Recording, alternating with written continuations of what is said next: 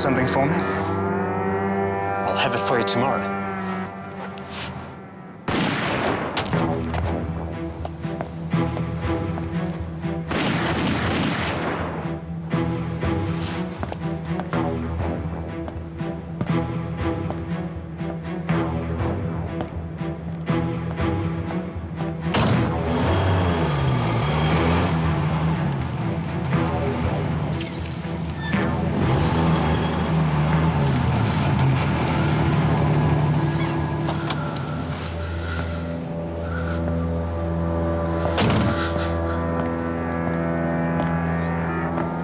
I didn't see nothing.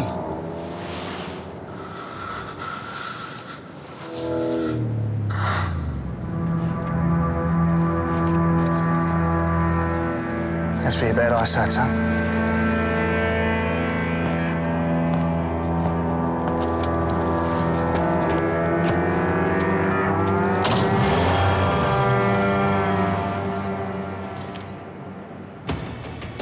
Meet John Frederick Chow Hayes, Australia's first gangster. He was a violent standover man and convicted murderer.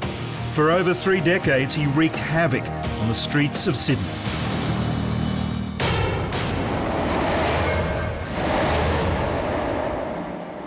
John Frederick Chow Hayes, the very name, brought fear to the people of Sydney for 3 decades. Through dramatised scenes, first-hand accounts and analysis of Hayes' life, Australian Crime Stories will trace his career from child thug to celebrity criminal. At just 23 years of age, Hayes was described in the New South Wales Criminal Register as a robber, gangster and thief. The term gangster had only recently been coined in the United States with the rise of organised crime figures like Al Capone and Charles Lucky Luciano.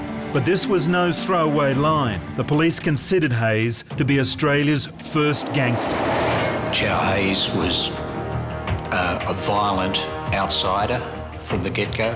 He had a reputation of being a nightmare, of being a monster, of being someone who, if you opened the door and he was there, you knew you were dead. Hayes understood that as long as I am regarded as a person who will immediately resort to violence, you must be scared of me and I must not ever back down. My name's Fred.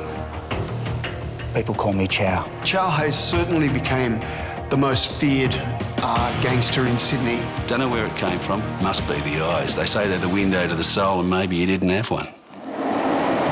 Hayes understood that his reputation for violence was the key to his criminal success. He bashed, clubbed and murdered his way to the top of Sydney's crime scene in the 1930s, and he remained there for the next 3 decades. He was not afraid to kill in front of witnesses. His reputation always preceded him, and he knew that anyone who saw him at his worst would be loath to stand up in court and testify against him. Hayes revelled in the gangster lifestyle, yet his one true love, Topsy, was a squeaky clean housewife who stood by her man despite being eyewitness to one of his murders. Hayes only ever admitted to killing on 5 occasions. However, most believe that the real number is at least double that, including the gunning down of an unknown gangster outside a nightclub in Sydney. While painting Hayes for the prestigious Archibald Portrait Prize, artist Bill Leake asked him to confirm whether the bad eyesight story was true. When I was painting him, I said, Chow, I've heard some incredibly interesting stories about you, and I often wonder if they're true. And he said, it'd be all bullshit. And I said, I heard that there was a violent incident involving you and another man at Taylor Square, and the bloke selling the newspapers was the only witness to it. And he said, yeah, that'd be right. And he said, I went back and bought a newspaper off him. And I said, I heard you gave him £20 for that newspaper. And he said, well, put it this way, Bill. It was a bloody lot of money for a newspaper. Hayes' criminal career extended over half a century, from his first conviction for stealing in 1920 to the violent assault on a man 50 years later. His record is one of the most extensive in Australian history. Chow Hayes was a violent outsider from the get-go, capable of violence without restraint, without let or hindrance. We have to guess that it was fueled by a great reservoir of anger and rage, a man of the inner city working class who never did a day's work in his life, a man who killed without remorse, a man who lived his life seemingly without any remorse. When I fired the gun, I made sure that I hit him. Well, I made sure that I tried to kill him because you didn't know whether they was going to back up or not. By back up, you mean come back to get you? Yeah. 99 times out of 100 they would.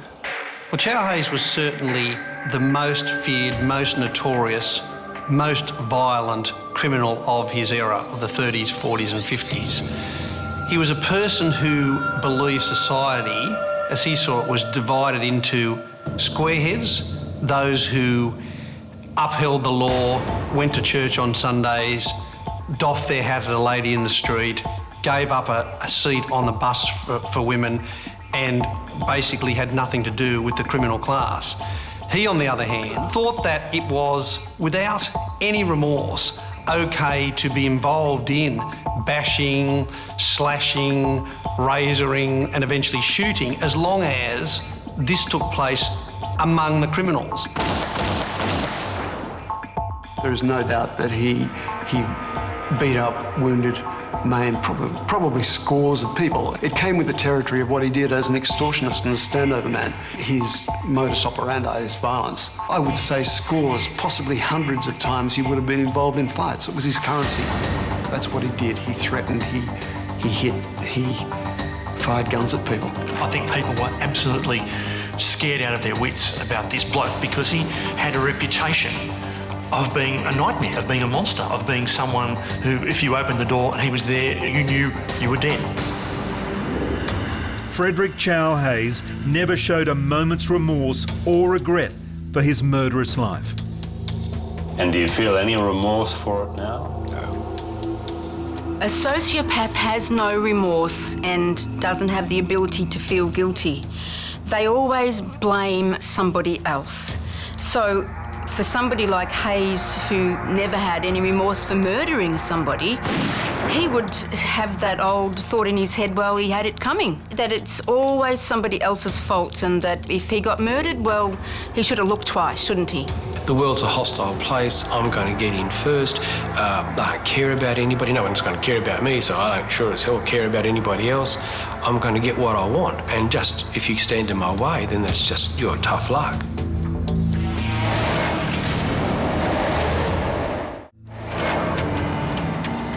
John Frederick Hayes was born in 1911 in Sydney. He grew up in the inner city suburb of Glebe, in those days poverty and crime-stricken. As a boy, he attacked another child. The boy responded with insults, calling him a dirty Chow, thinking Hayes was of Asian descent.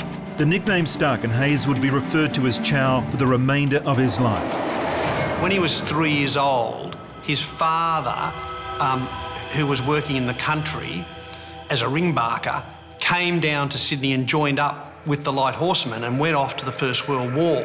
Hayes moved into a house down near the railway with his mother and his grandmother and his grandfather. His grandfather subsequently died of the bubonic plague in Sydney in 1920.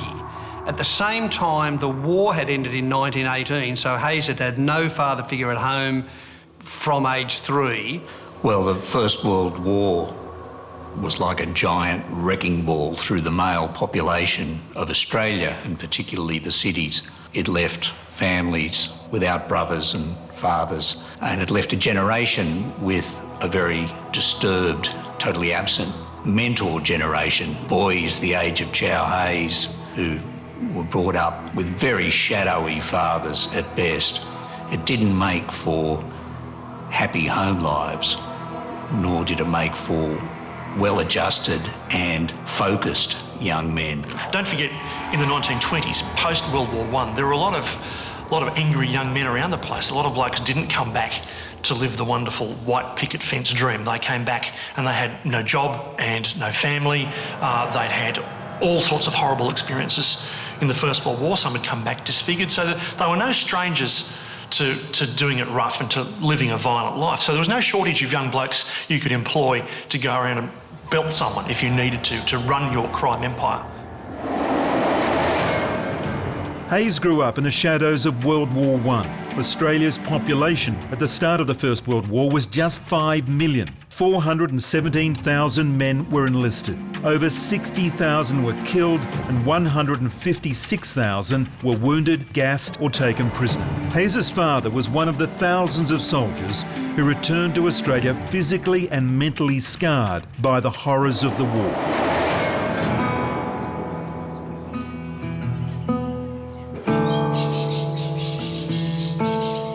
Why didn't he want to march? Your father's very sick, darling. He needs to stay in bed and get his rest. But everybody else is marching, even Uncle Leo, and he's only got one leg. Well, Uncle Leo's lucky he can get up. Your father can't. I don't want to go to school today. Well, that's exactly where you're going. I want to see Dad. You can't, darling. He's in the hospital. I just want to see what he looks like. I'm sorry, Freddie, you can't. You got to go to school. That's not fair. I want to see Dad. I want to see Dad. Now remember, he's not well, Freddie. I know. I just want to see him.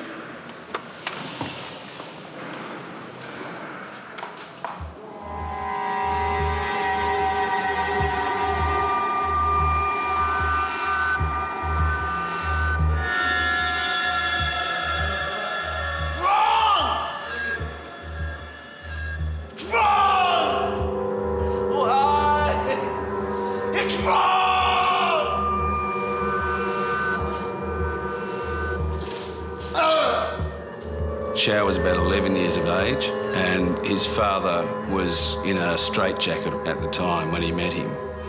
And I think it must have been a horrific experience for him, although he would never admit that it had been. So Hayes, in fact, grew up with his father never being there and then dying, a grandfather briefly being there when he was very young and then dying, and so being in a household only with females. He had no male father figure. And he realised from when he was about 8 or 9 years old that, in fact, the women in his life were not going to assert any authority over him. Forensic psychologist Bob Montgomery sees the lack of a male authority figure in Hayes' life as a major factor in his criminal development. There's a long history of evidence showing the absence of a father or a father figure. An adult male who shows this is proper behaviour, rewards acceptable behaviour, sets an example. The absence of that has long been known as a risk factor for all forms of delinquency. He's actually lost his father figure, twice. That's tough for kids. And what it teaches you is you can't trust relationships. You get involved with someone and suddenly they'll abandon you. That kind of history would say this is someone who's going to have real difficulty forming any sort of intimate, close relationship with any sense of security. What we need to keep in mind, what we need to bear in mind, is that there's lots of people, especially during that era, that had similar kinds of difficult childhoods. The question to ask is, why did Chow Hayes end up the way that he did versus other people in similar situations turning out to be law-abiding citizens?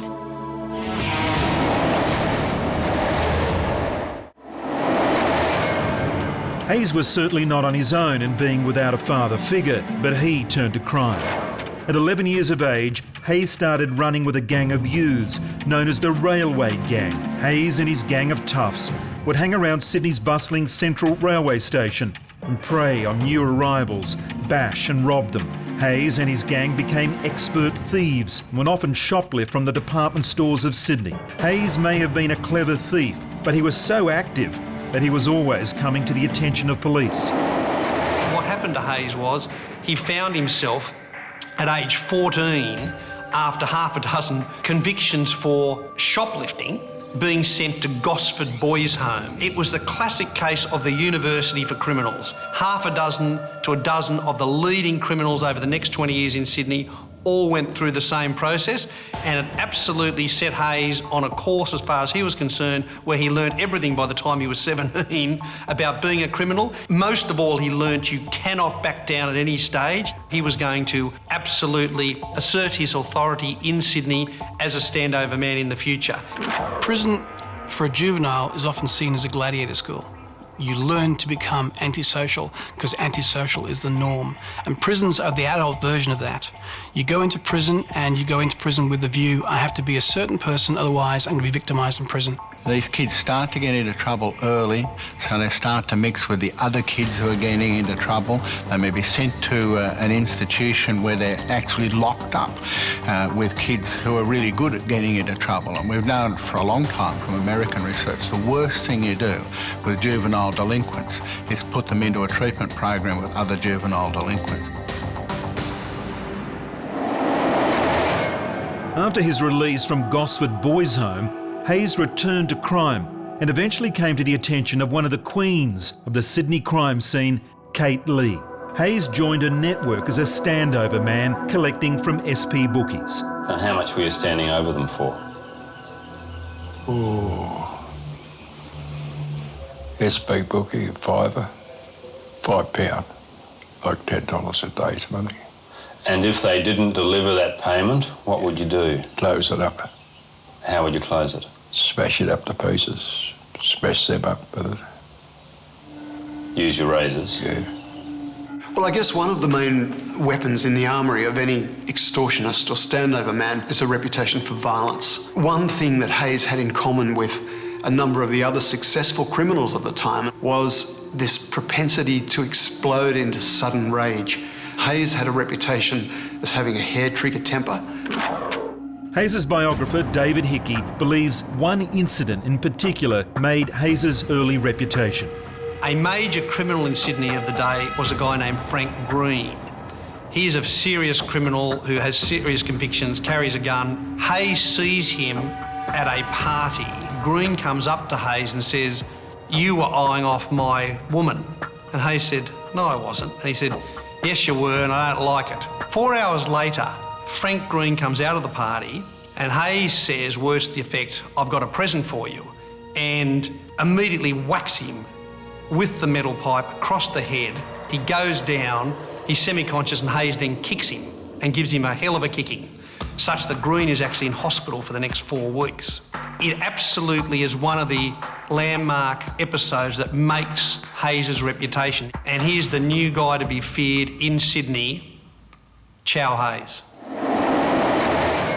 Hayes moved into adulthood as Sydney's underworld was set to explode in what became known as the Razor Wars. Turf wars fought in Sydney's inner suburbs between criminal gangs wielding straight razors. To these men, an L-shaped scar on the cheek was a badge of honour. Hayes too carried a razor, but he instinctively understood that he needed to up the ante. If the most violent men of Sydney carried razors, well, Hayes would do one better. Chow Hayes would turn to the gun.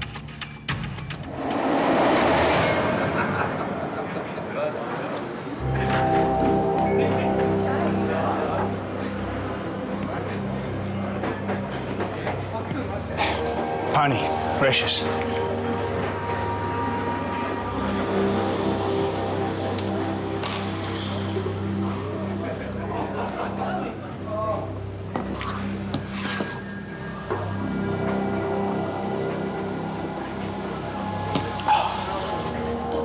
You work for Tilly, don't you? He's asking. Me? I was just wondering how a man can call himself a man when he bludgers off Sheila's. Listen, boy. You look like you should be shining shoes on George Street. If you want to get any older, you'll keep your mouth shut, finish your beer, and walk out slowly. You got me on a bad day, son. What's a good day for a bludger, then? What's a good day for a man who takes his orders from an old slut in a brothel?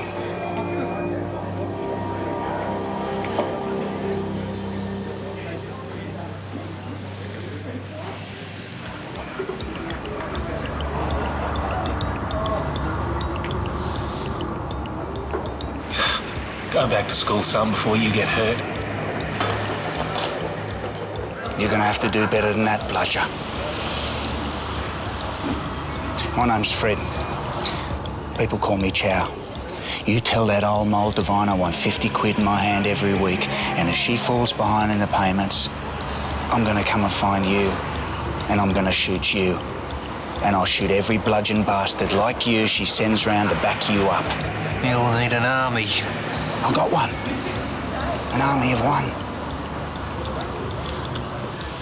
And if I get any more cheek out of you, I'll wipe the floor with your blood-stained carcass. And then I'll pay her a visit.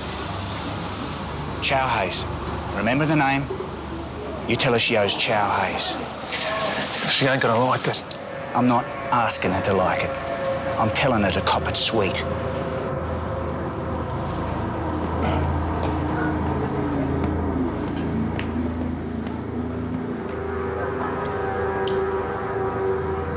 Unlike anywhere else in the world, these razor gangs popped up.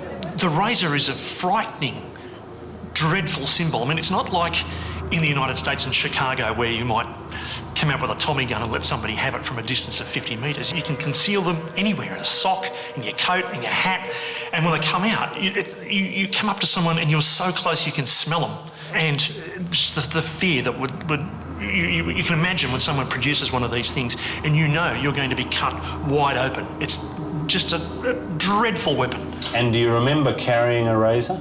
Yes. Oh, yes. Yeah. How would you use it? Just slash her. Across where? Or forward, nose, face, chest, arm, anyway. A pretty lethal weapon. Yeah, very lethal. What happened next in your career? I got a gun then. Do you remember your first weapon? Yeah. What was it? 38. Chow Hayes was one of those people who was okay with guns. He liked guns. He was not afraid to use a gun. So Chow's response to a razor would have been, pull a gun. This is what put him in a class separate from most others like him. Use the gun if necessary and shoot to kill.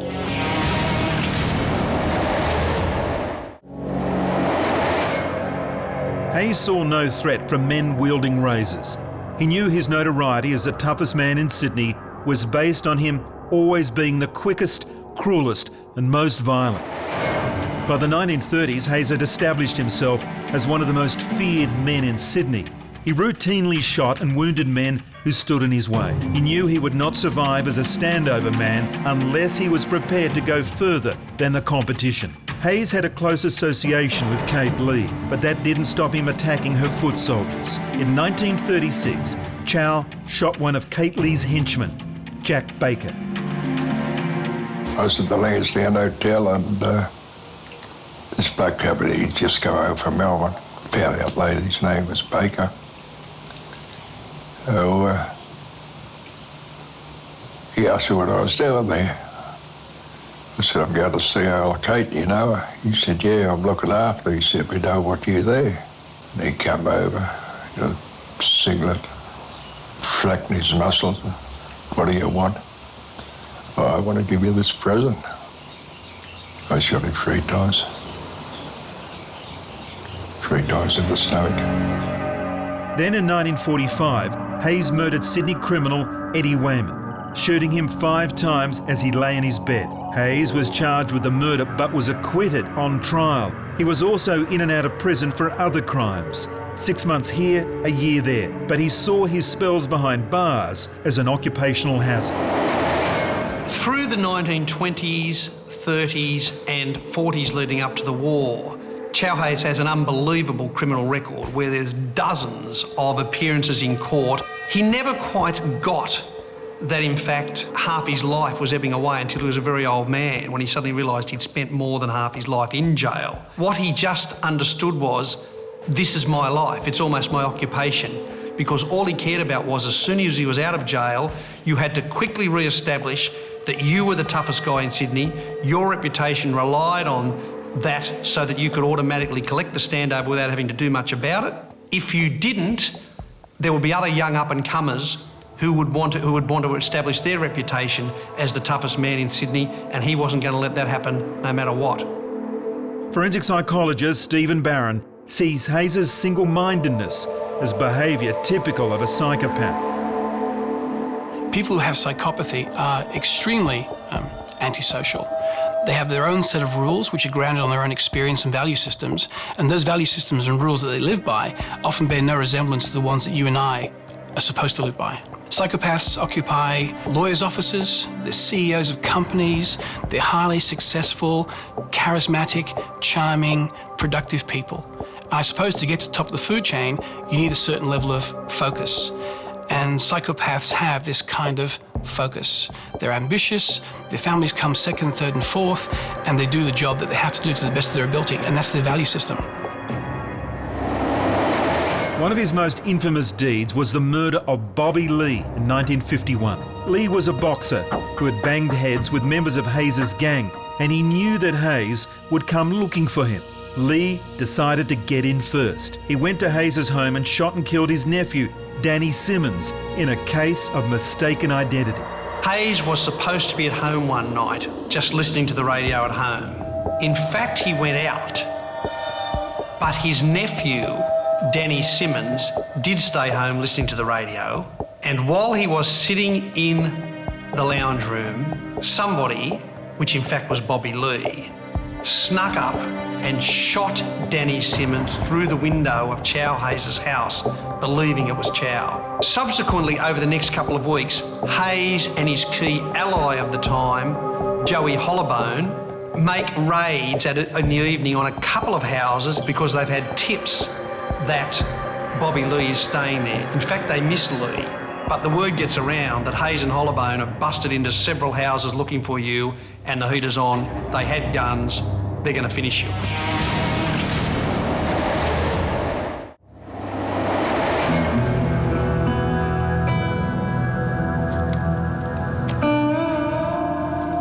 Oh, look at that.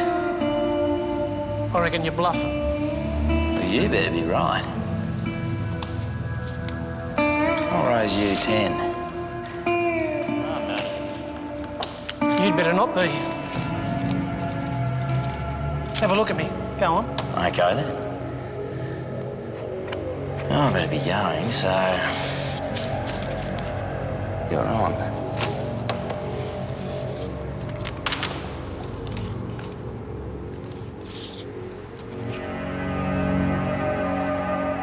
Nice work. Thanks. But I've got to run, boys. It's that time.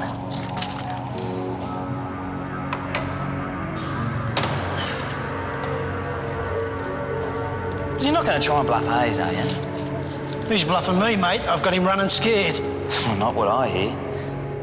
What do you hear? I hear he's got ears all over town looking for you. That'd be Hayes looking for someone using his ears.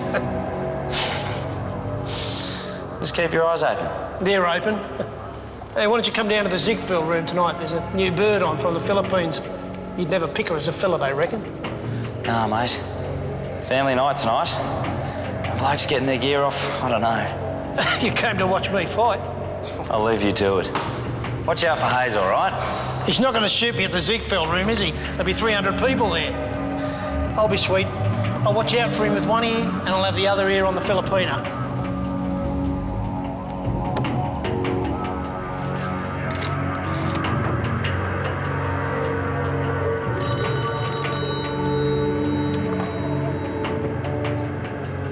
Chow. Little birdie told me that Bobby Lee's going to be at the Ziegfeld Club tonight. After 3 or 4 weeks, Hayes gets a red-hot tip that Bobby Lee tonight will be at the Ziegfeld Club in King Street in Sydney. And this was Chow's opportunity to go down there and get back at him for the shooting of Danny Simmons. He made a fatal mistake by telling his wife that he was going to the Ziegfeld room, and she said, I love to go dancing. And of course he wasn't in a position to say, well, actually, I'm not going there to dance. I'm going down there to shoot somebody. When they arrive at the Ziegfeld Club, there's between 80 and 100 people already in there. Grog is flowing, there's lots of noise, and Hayes immediately sees that Bobby Lee is, in fact, at a table down in the club. As soon as Bobby Lee saw Chow at the bar, he surrounded himself with people at a table, for obvious reasons, and refused to move. Hayes decides it's now or never. He goes over to the table where Lee is. Lee is startled to see Hayes there, and Chow comes up to him and he says something like, well, you're not going to do anything to me. We're sitting in a room full of people. And Chow just gets his gun out and says something like, you're going to fucking get yours. Bang, bang, bang, on the ground, right through the head. Apparently the force of the impact of the bullet threw him about 10 feet back off his chair. And Chow very calmly walked around, stood over the top of him and pumped a few more bullets into his head. With most psychopaths, again, they tend to be very impulsive in their behavior, reckless and irresponsible, and again, their violence is instrumental. So for what we might see as kind of behavior where he just snapped, Hayes this might have been just within his character to go and behave that way without regard for the consequences, and again, remorselessly. Hayes went on the run, but was captured weeks later. However, not one witness came forward to identify him as the killer. There were 2 mistrials before Hayes finally pleaded guilty. He did so only because he feared that his wife Topsy would be charged with being an accessory to the murder. Hayes was sentenced to hang, but he managed to dodge the hangman's noose when the New South Wales government took capital punishment off the books. However, he spent the next 20 years in prison. Meanwhile, his life on the outside fell apart. His wife Topsy, who had witnessed him murder Bobby Lee, began to visit less frequently. Hayes had always been proud that his wife was a squarehead, in other words, not part of the criminal set. She had loved her husband, but his long period of incarceration placed great strain on that love. Hayes had a daughter, also named Topsy, and she too was beginning to turn her back on her father. Increasingly, Hayes found himself alone in the world.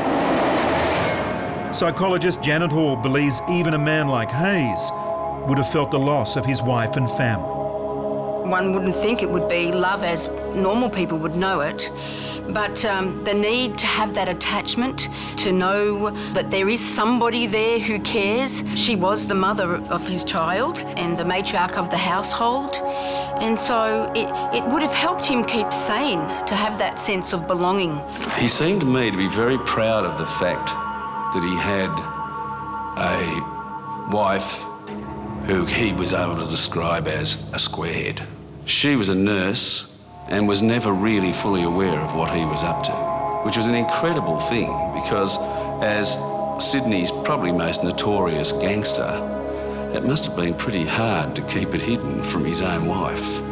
And he said she was a squarehead, but he said it with great pride. Prison held no fears for Hayes, and neither did the hangman's noose. He has no emotional feeling about being hanged. That's the sentence. That's what it is. As far as he was concerned, it made no difference. It was just the latest conviction on his criminal record, and he had no emotional feeling about the fact he's been sentenced to hang. Of course, history intervenes and the New South Wales government changes the law, and hanging is no longer going to take place in this state. And Hayes's sentence is commuted to what was then life imprisonment and subsequently becomes a 20-year sentence, and he will eventually get out of jail. Do you reckon you should have hanged? Oh, yes.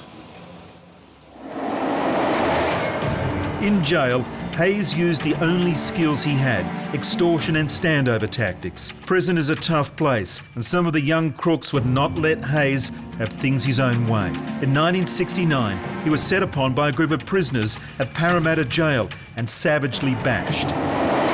He had so many scars and he looked so knocked about. And I said, and what about this ear of yours, Chow? I said, the one that actually appears in the painting, which was his right ear. And he goes, yes. Bloke bit a bit out of it once. And that's when I realised I was looking at a perfect bite shape, you know, that's just gone out of his ear. He said, doctors said they could have sewed it back on, but he chewed it up a bit first. Tell you the truth, Bill, I never found out who it was. Bloke who bit off me ear. Which left me to wonder how on earth a man can go around biting other people's ears off anonymously. Russell Cox told me a story about he was in Long Bay and Chow Hayes sent a message over and he said that he wanted some tobacco. Russell Cox said, get your own bloody tobacco. And he sent a message over, he said, do you know who I am? And Russell said, yeah, I know who you are. He said, do you know who I am? And Chow Hayes said, I don't give a fuck bugger who you are, son. He said, just give me some tobacco. And Russell said, I'm not going to give you tobacco, stick it up your arse, you old bastard, you get nothing out of me. And Chow said, you want to mind your manners, son? He said, otherwise you get your head blown off. And Russell sent him back a message to say, all right, I'll see you when you get out and you can come and blow my head off, you stupid old fart, you know. But he realised then that he'd lost the plot, you know, trying to stand over some young kid for his tobacco, and the young kid told him to go and get fucked. Chow Hayes realised then that he must have lost it. You do mature, you do slow down, you do get an ability to start to see some sense of perspective in what you're doing. And that applies to a lot of criminals. Biology, genetics, heredity is not destiny. We can learn to manage our makeup. But you take the Chow Hayes case and he was threatening people right to the end. There was no amelioration with age there.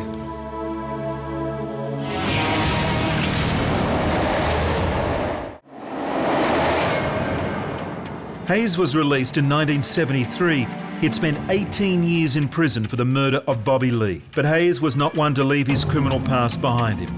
Just 6 months out of jail and 62 years old, Hayes got into a fight in an inner-city bar in Gosford. Hayes was arrested and returned to jail for 5 more years. In 1978, he was released from prison for the last time, having spent more than half of his life in jail. Chow. G'day. Take a seat.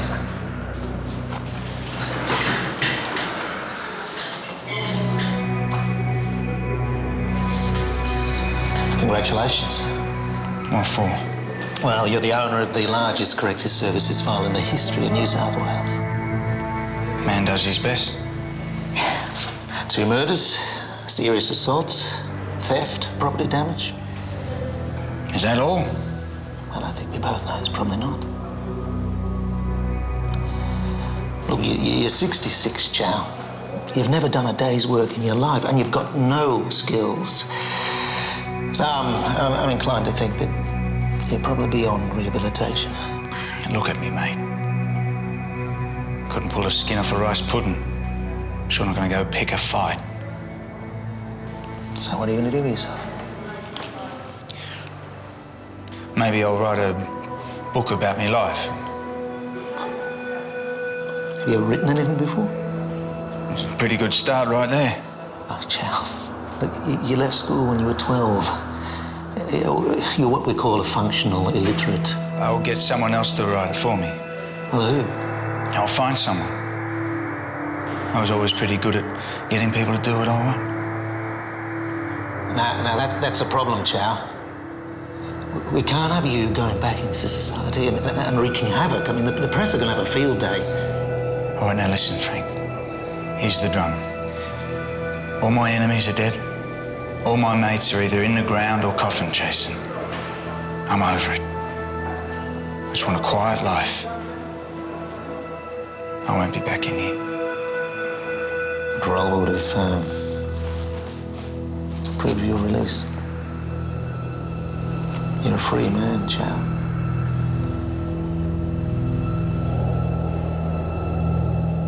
It would have been a baffling and difficult Sydney, and particularly inner Sydney, for Chow when he got out in 77. There were blokes with long hair and beards and funny shirts, smoking funny drugs. A lot of the old, hard people had moved out to the new suburbs outside Sydney. For any offender who spends a fair amount of time within a prison, it's like their maturation just stops. So for anybody who has done life by the installment plan, when they actually come out, that generally not only has life passed them by, that people that they may have cared about may have moved on, technology must have moved on, all those kinds of things. And so the criminal background that Hayes relied on had largely changed, and now it was the drug trade. Most of the people that he knew for many decades had either died or had grown old, had disappeared, and he found himself almost with nothing to do and no one to stand over. There was no longer a place for a criminal whose time seemed generations ago, and Hayes found himself as a fish out of water. He might have simply faded away, but his ego would not allow it. He still wanted to be a man to be reckoned with. In 1987, Hayes approached Australian journalist David Hickey. He wanted his story told. Initially reluctant, Hickey agrees to meet with him. He was interested in exploring the psyche of a career criminal like Hayes. While Hickey's aims were of an academic nature, it's clear that Hayes wanted to cash in on his criminal past. After 3 years of taping and then 2 years of editing those transcripts and talking them through with various other people in the criminal world and other police that I wanted to check all the facts with, the book was published in 1990, and we then went on the celebrated author tour. In fact, no one was interested in the author, everyone was interested in the subject. And Chow, who was by that stage an old man, nevertheless had a presence that anybody at any of the radio stations or the TV stations who met him will never forget. Can you understand that for a person like me, it's a strange sensation to sit opposite a man who's one of the most brutal murderers that this state has ever known? Yeah. And it doesn't move you, does it? No. No. Do you think that's because you're old now and it's really in the past? No, it wouldn't have moved me in the young days. He was a man who would walk in, he would sit behind the radio microphone, he would be asked the first question. Without blinking an eye, he would give the details of how he brutally murdered someone, how he shot someone, what he thought about that, and every interviewer, without exception, would almost recoil in horror as they realised here was a person who just had absolutely no compunction about telling them, I took a person's life, here I am, what do you want to know? He's laying on the bed in his singlet. By that, I said, he's yours. And how many times did you shoot him? 5. In his old age, Hayes tapped into the growing fascination with violent crime and criminals. In Australia, it's often referred to as the Ned Kelly phenomenon, the mythologising of outlaws and murderers like Hayes. So, Ned Kelly phenomenon, it exists in many, many cultures. We mythologise them, we hold them up as being heroes of some sort against authority, which is often faceless and punitive and overreaching. But gangsters, I think it really is about us, the darkness inside of us, the interest we have with people who are interestingly different and a little dangerous. Australians seem to have a fascination with criminals, but you forget that they're like a funnel web spider. Like, they're okay to talk about with your mates down the pub, but you don't want one in the kitchen. You know, you don't want a Chow Hayes at home. I got this idea that I really wanted to paint Chow Hayes, you know, first because he was such a villain, and as Australians we revere our villains, and I've always regretted that nobody got an opportunity to do a painting of Ned Kelly before he died. If someone had done that, it'd be Australia's equivalent of the Mona Lisa, because a painting from life gives the viewer an opportunity to know what it was like to share the same space with that person, breathe the same air. And so I became convinced that I had an historical responsibility to paint this bloke. There was something dead about his eyes. He was like a lizard. He'd only blink about every 10 minutes. And he could look you straight in the eye, and just by looking at you, you could feel very, very uneasy. Don't know where it came from. Must be the eyes. They say they're the window to the soul, and maybe he didn't have one. Hayes the Gangster had transformed himself into a celebrity criminal, Australia's first, but by no means last. While posing for Leak's portrait, it became clear Hayes was ill. He was riddled with cancer. Death was catching up with the old murder.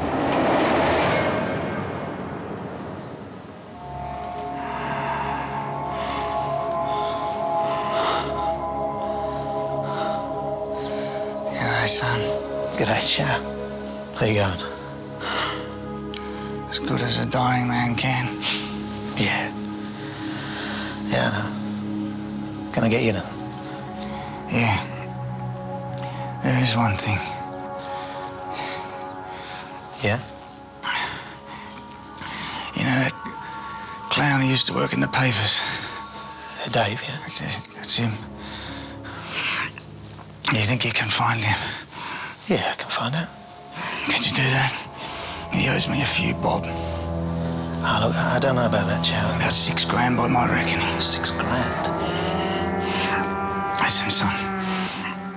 I've only got a little bit of time left. You tell that mug he's no friend of mine. He owes me 6 large. Yeah, OK, mate, I'll tell him, but just settle yourself down, OK? You tell that bastard. If he doesn't pay me, he's got big problems. Take it easy, eh? If I have to crawl out of this bed and drag myself down there to find him myself, then I will. Look, I promise, I'll tell him. And after I finish crawling down there, I'll fucking shoot him. You tell him. Yeah, well, take it easy, mate. I can't have people taking liberties. I've got a reputation to uphold. Next thing you know, they'll be robbing my grave. He was in such a terrible state. He was coughing up shards of his lungs, I think. I couldn't tell what it was, but it didn't look too good to me. And I passed on regards from David Hickey, because I told David that I was going out there to see him the next day or something. And he just said, "Don't talk to me about Hickey." And I said, "Why?" He said, "Because he robbed me." He honestly believed that the book that David wrote about him was going to be an international bestseller. He seriously believed that David was squirreling away millions. And I said, "Oh, so," I said, "you're still a bit dirty on him, eh, Chow?" He said, "Dirty?" He said, "Bill, I'm going to shoot him." And I said, "I don't think you're in a fit state to do that, mate." And he said, "If I have to crawl in there, I'm going to go into his office at the Sydney Morning Herald and I'll wait outside his door, and when he comes out, I'll bloody well shoot him." I said to him every time I saw him, "Chow, there's no money in this book. There's no money in this project.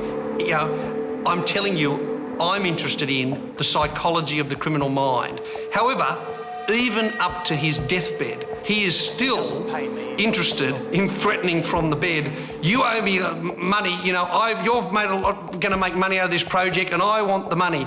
He just couldn't move away from the fact that the standover had been there for 40 years, the threats, and he's got weeks to live. That's where he is. There is a mythology out there that psychopaths burn out, or that they, eventually develop a conscience, or those kinds of things. We don't generally see that development of gosh, I'm sorry, that kind of remorsefulness and begging forgiveness. So the psychopathic criminal who revels in his own grandiosity, his own reputation, who sees his evil, dangerous background as something to be held up as being ultra-masculine, that makes him separate, he's kind of not wanting to learn. And do you feel any remorse for it now? No.